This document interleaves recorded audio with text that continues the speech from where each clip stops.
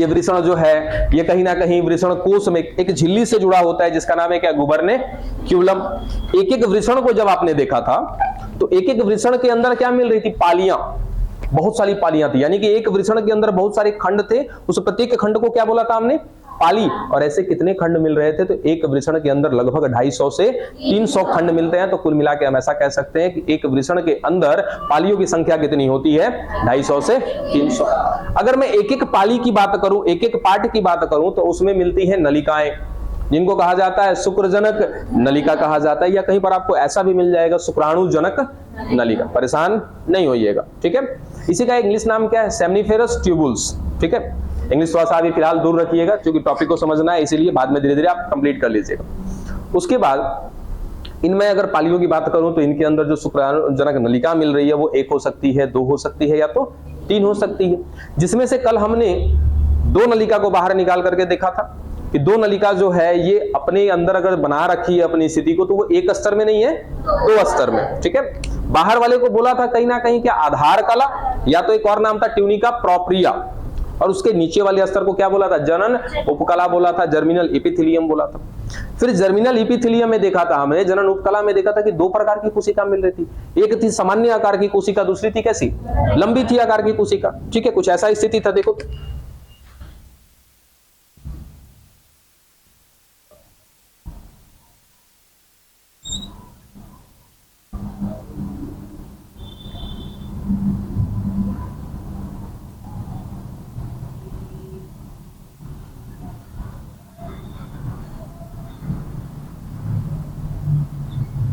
ये लंबी वाली कोशिकाओं का नाम क्या है, सर्टोली कोशिका।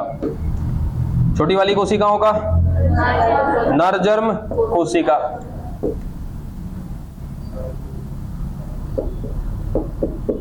और इसके बाहर मिल रहा था एक और आवरण, आधार कला।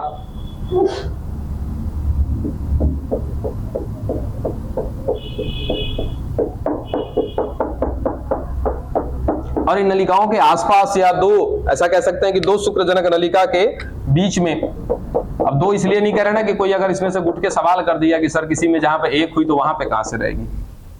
अगर 1 शुक्रजनक नलिका हुई तो वहां लेडिक कोशिका कहां पे होगी, तो सीधा सीधा याद रखना कि शुक्रजनक नलिका के आसपास क्या होती है, एक ऐसी कोशिका जिनका नाम होता है क्या, लेडिक कोशिका, या तो अंतराली कोशिका, अंतराली कोशिका या फिर लेडिक कोशिका। चलो इस बार हमने एक ही बनाया शुक्राणुजनक नलिका, ठीक है। समझने की कोशिश करिएगा, यहां तक की कहानी एकदम क्लियर है। अब इस शुक्रजनक नलिका के अंदर क्या कुछ अंदर खोखला सा जगह दिख रहा है क्या, ठीक है। इस खोखले से जगह का भी नाम है, इसको कहते हैं ल्यूमन।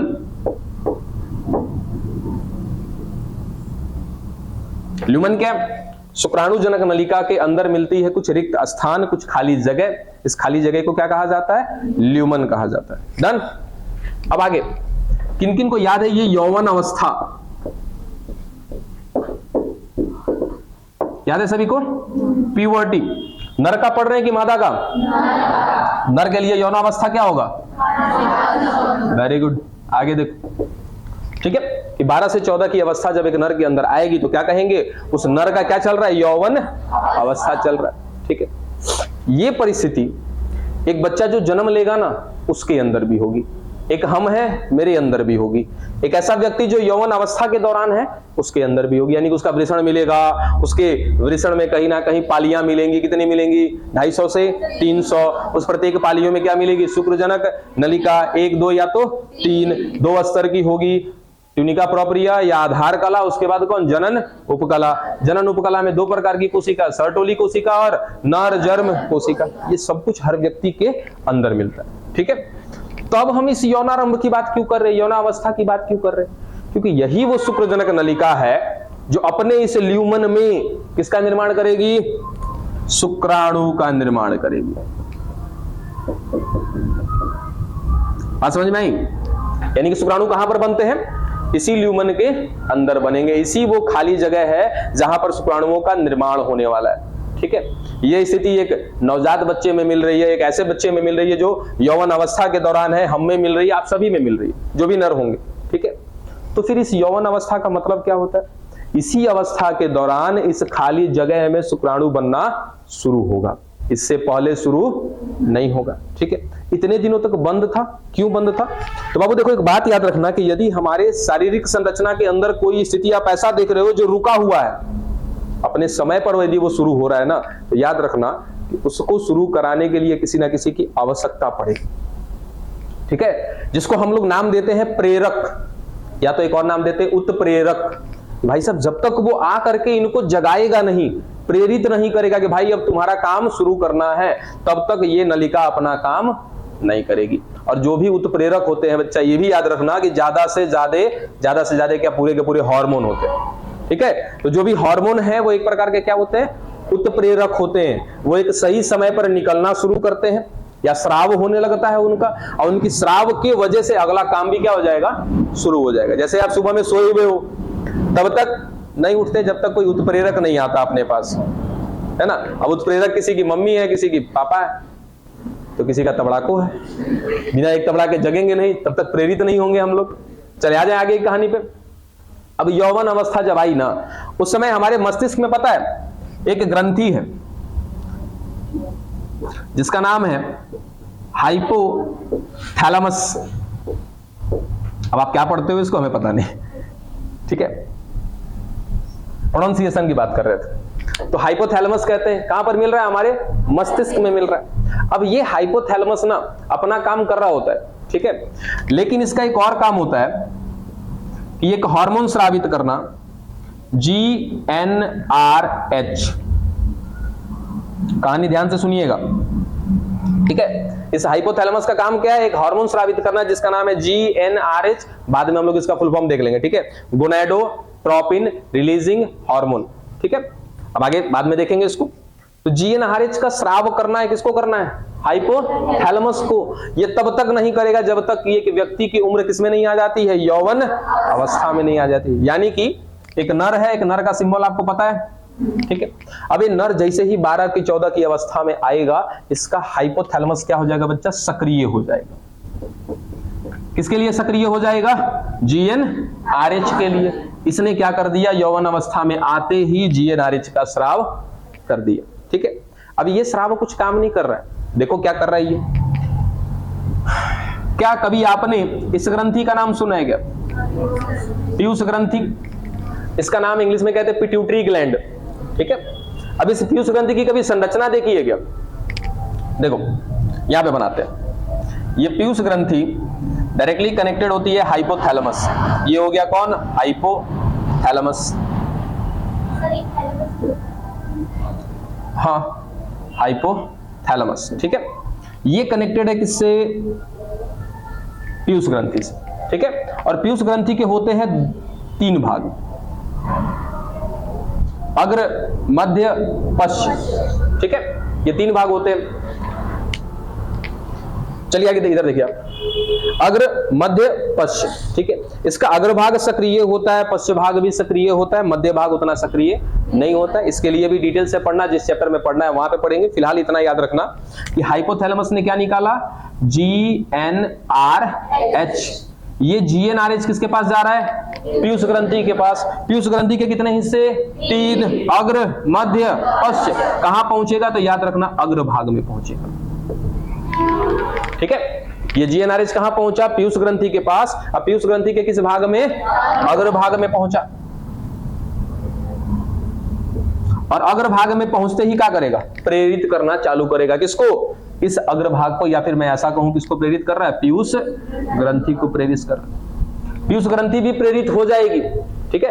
अब प्रेरित हो करके बदले में ये 2 हार्मोन निकालना चालू करेगी, LH और FSH।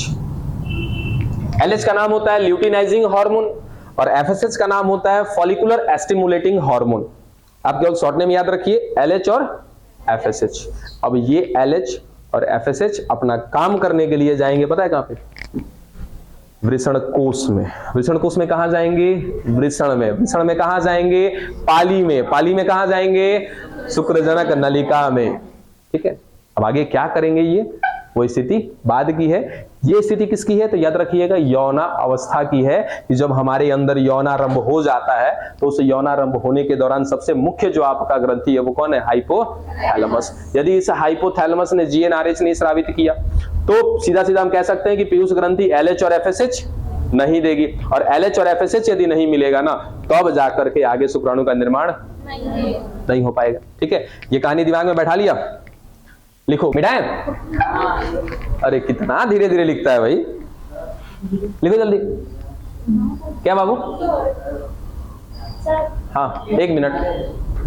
ये अग्र लिखा है, अग्र मतलब अगले हिस्से में। बोला था ना कि ये 3 भाग होते हैं। देखो, इसको कहते हैं अग्रभाग, इसको कहते हैं मध्य भाग, और इस हिस्से को कहते हैं पश्च भाग। ये अभी आपको इसलिए बता दिया ना क्योंकि आगे चल के पीयूष ग्रंथि में बहुत एक बेहतरीन घटना पढ़ना है। और हाँ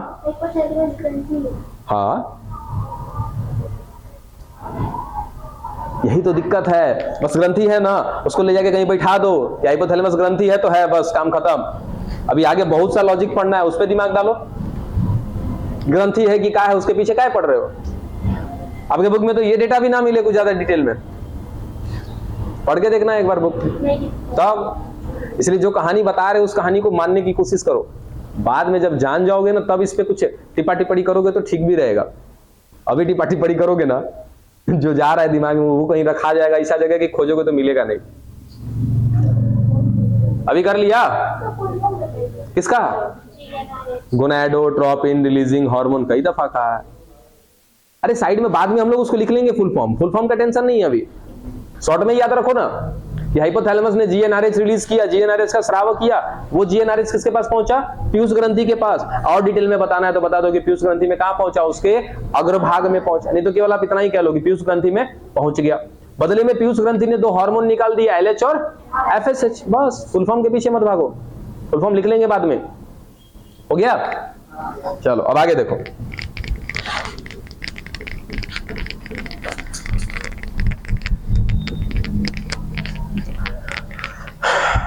हम सीधा सीधा कह देते हैं कि एक नर है और वो नर किस उम्र में है? 12 से 14 वर्ष की उम्र में है। तो सीधा सीधा हम कह सकते हैं ना कि हमारे पास या उस नर के पास 2 हार्मोन बन चुका होगा, LH और FSH। ठीक है, अब सुनना ध्यान से, LH भी बन चुका है, FSH भी बन चुका है, लेकिन इन सब में सबसे पहला काम करने वाला है LH और दूसरे नंबर पे काम करेगा FSH। ठीक है, LH दौड़ा दौड़ा भागा भागाएगा, पता है किसके पास? किसके नजदीक पहुंचा? अंतराली कोशिका के पास। ठीक है, आएगा, क्या है? हार्मोन है, तो हार्मोन क्या करते हैं? इसी को आकर के प्रेरित करते हैं। ठीक है, ये प्रेरित कर रहा है किसको? अंतराली कोशिका को या तो लेडिक कोशिका को। बदले में ये लेडिक कोशिका देखो क्या कर रही है, ये भी कुछ बना दे रही है। अब ये बनाने का काम किसने किया? लेडिक कोशिका ने। कब बनाया? कि जब इस अंतराली कोशिका को किसने प्रेरित किया? LH ने प्रेरित कर दिया। और ये जो है ना, इसका नाम है टेस्टोस्टेरोन। ठीक है, और टेस्टोस्टेरोन को हिंदी में भी क्या कहते हैं? टेस्टोस्टेरोन ही कहते हैं। इसको एक और नाम दिया जाता है, नर जनन हार्मोन। ठीक है, क्योंकि ये नर में जनन कराने के लिए बहुत जरूरी है। डन? चलो, क्या बन गया? टेस्टोस्टेरोन बन गया।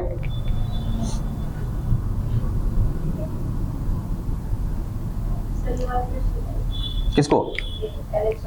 LH वाला। LH आया किसके पास? लेडिक कोशिका के पास। एक ही कोशिका के पास नहीं, पूरे वृषण में गया। ठीक है, वृषण में कहां पे गया? उनकी पालियों में गया। पालियों में देखा तो क्या मिल रहा है? चारों तरफ शुक्रजनक नलिका मिल रही है, और उस शुक्रजनक नलिका के आसपास में क्या मिल रही है? लेडिक कोशिका।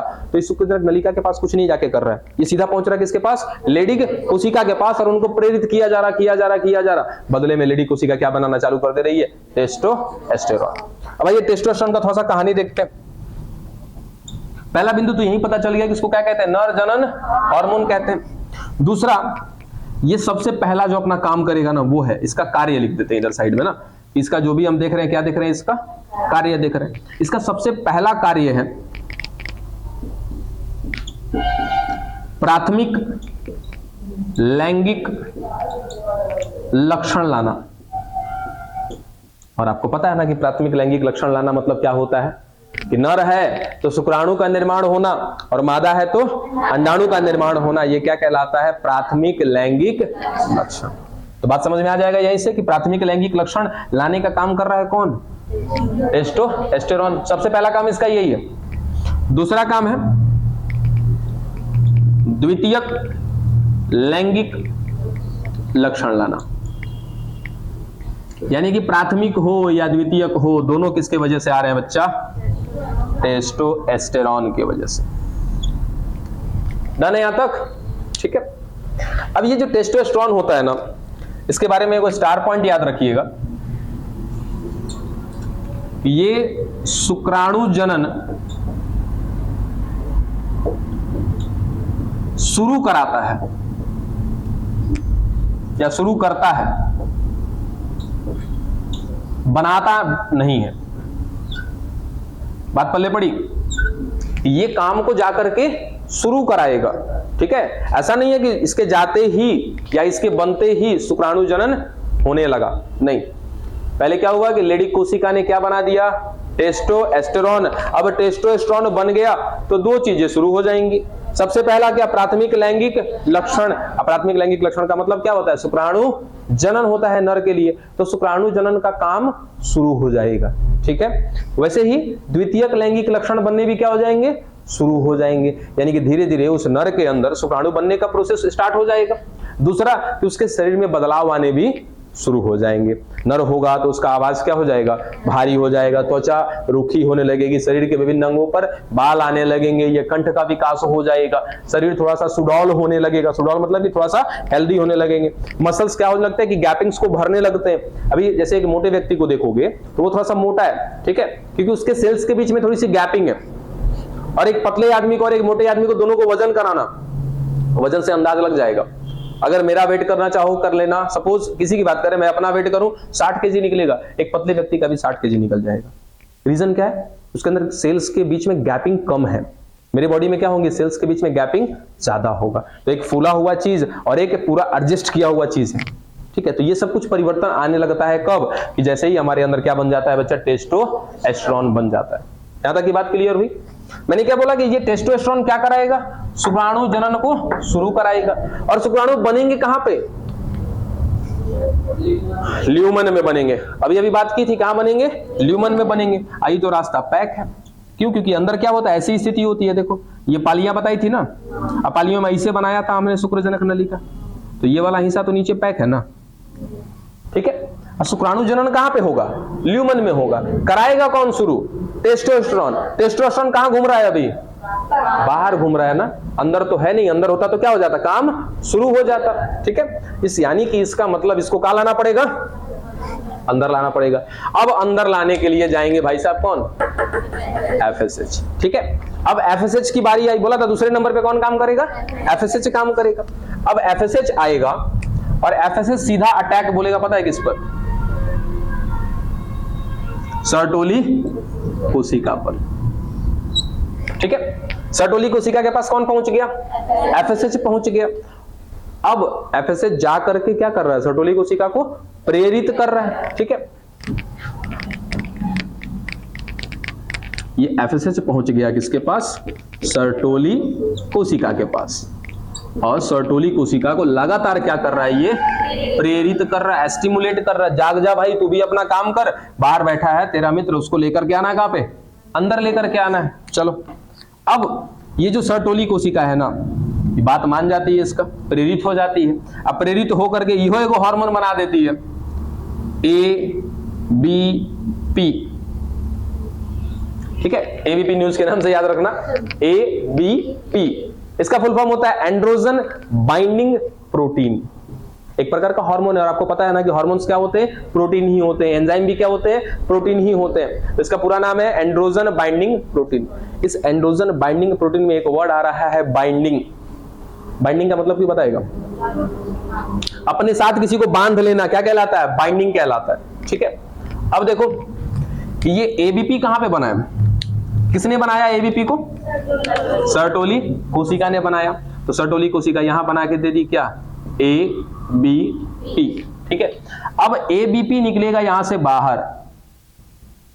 अब ये कहानी कोई बीच में ना घुसेड़ेगा कि सर बाहर कैसे निकला, इसका काम ही है बाहर जाना। ठीक है, जैसे एफएसएच जब यहां से अंदर जा सकता है तो ये जब प्रोडक्ट बनाया वो भी बाहर जा सकता है। ठीक है, तो एबीपी निकला बाहर और अपने साथ जोड़ लिया किसको, टेस्टोस्टेरोन को। बोला ना एंड्रोजन बाइंडिंग प्रोटीन, ये बाइंड करेगा किसी को, एक ऐसा प्रोटीन है जो अपने साथ किसी को जोड़ लेगा।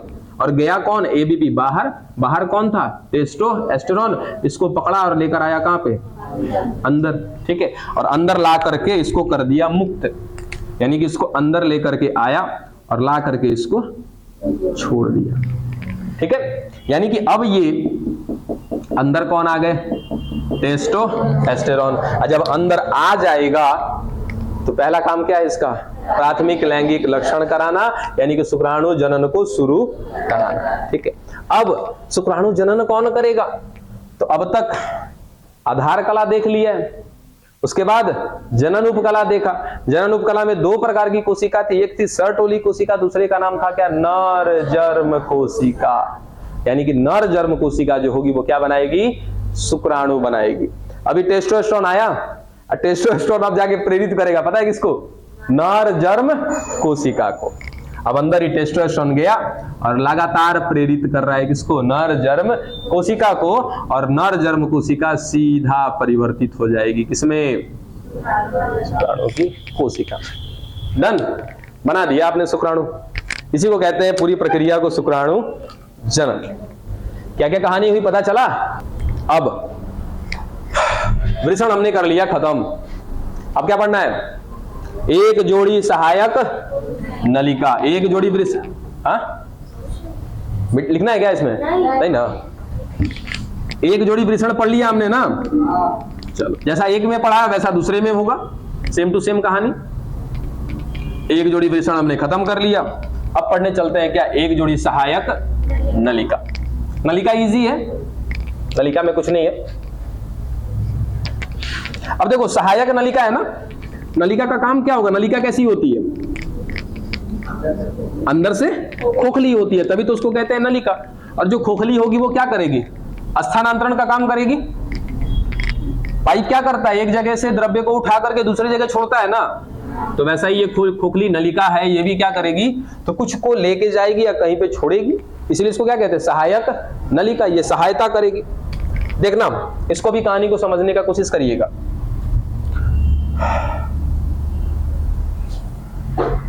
ये वृषण कोश,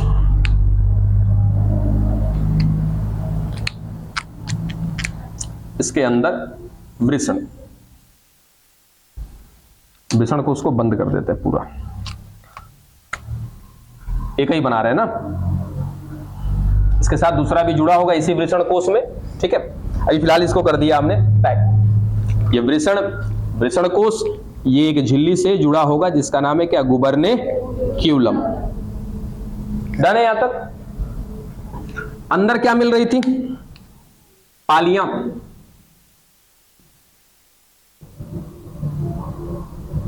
ठीक है, इन पालियों में क्या मिल रहे थे,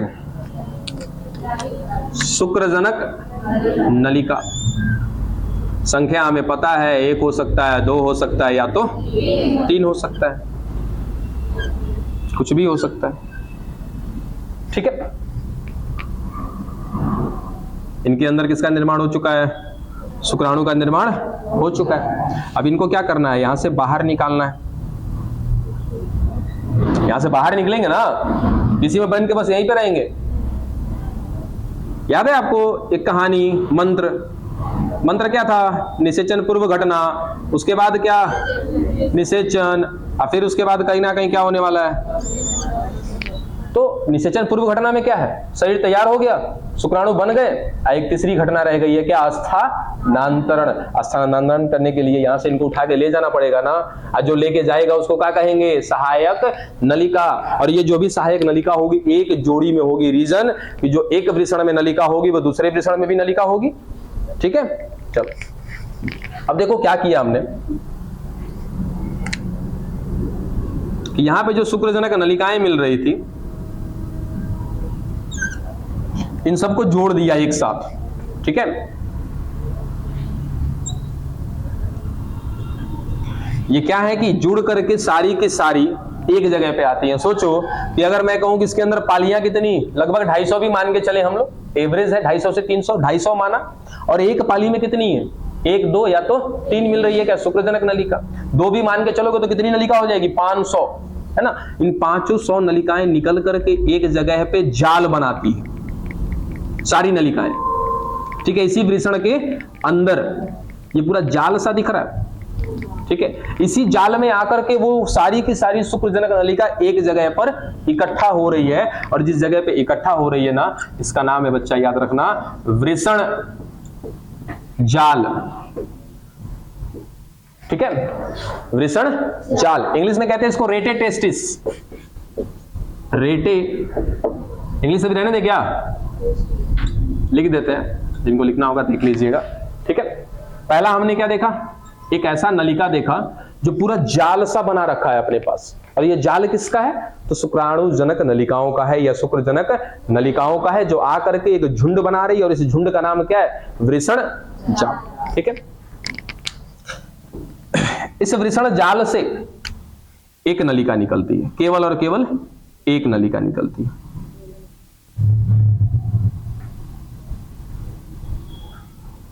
और ये नलिका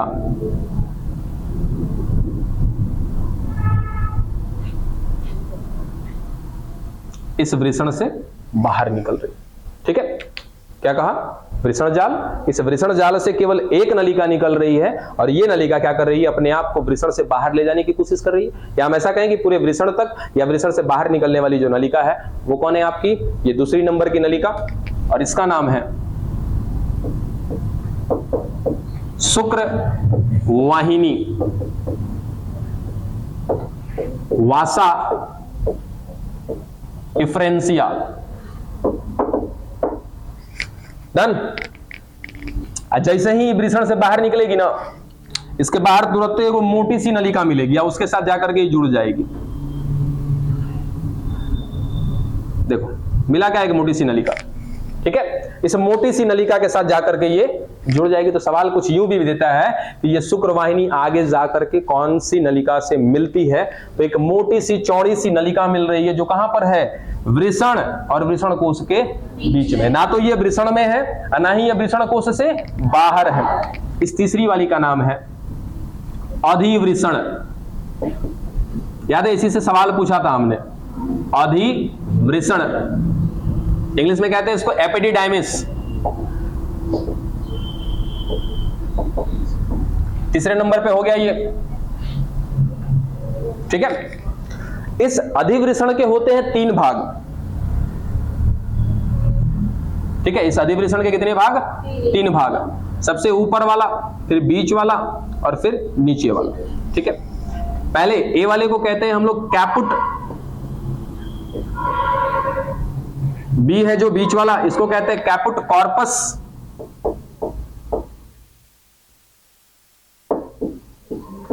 और तीसरे वाले को कहते हैं कोडा, ठीक है। अधिवृषण के 3 भाग, कैपुट, कॉर्पस, कोडा। तो कैपुट से कौन आगे जुड़ा है, शुक्र वाहिनी, और इस कॉर्पस और उसके बाद कौन आ रहा है, कोडा। इस कोडा से एक नलिका निकलती है,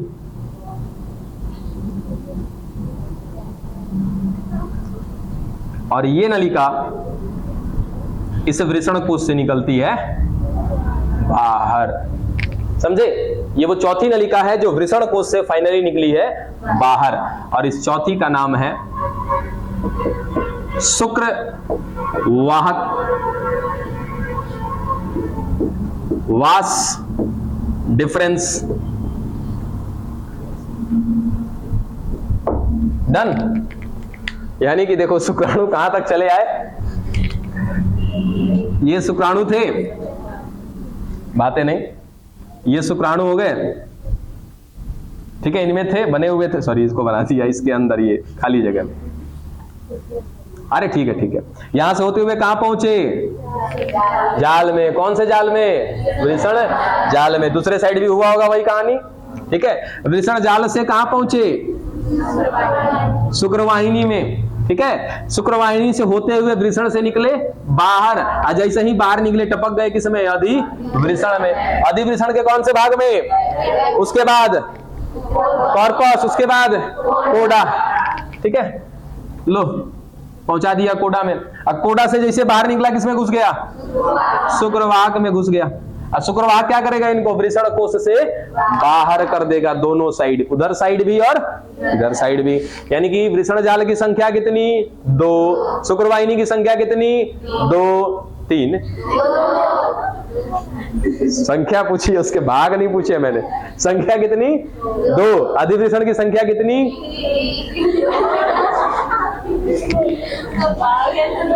सब बौरा गया, सब बौरा गया।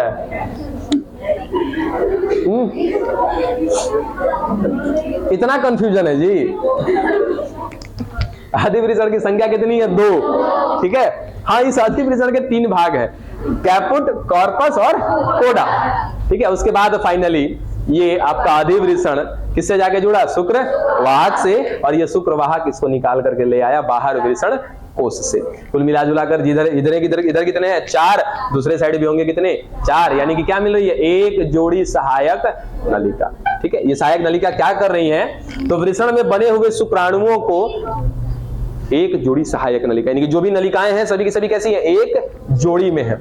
इधर भी है उधर भी है, तो एक जोड़ी नहीं हो गया, ठीक है। तो एक जोड़ी जो सहायक नलिका है, इनका काम क्या है? सहायता करना किसमें? शुक्राणुओं के स्थानांतरण में। डन। आपने एक जोड़ी सहायक नलिका भी पढ़ के किया, खत्म। हाँ, एक बात था यहां पे, ये जो आपका अधिवृषण है ये चौड़ा है, ठीक है। अधिवृषण में याद रखिएगा कि कुछ समय तक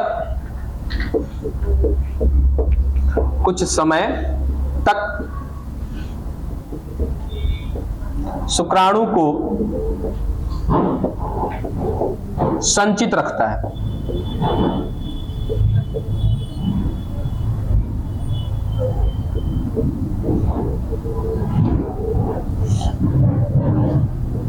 ये अधिवृषण का एक छोटा सा कार्य भी है कि अधिवृषण जो है अपने अंदर कुछ समय तक शुक्राणुओं को संचित रखता है, बाकी का काम संचित रखने का नहीं है।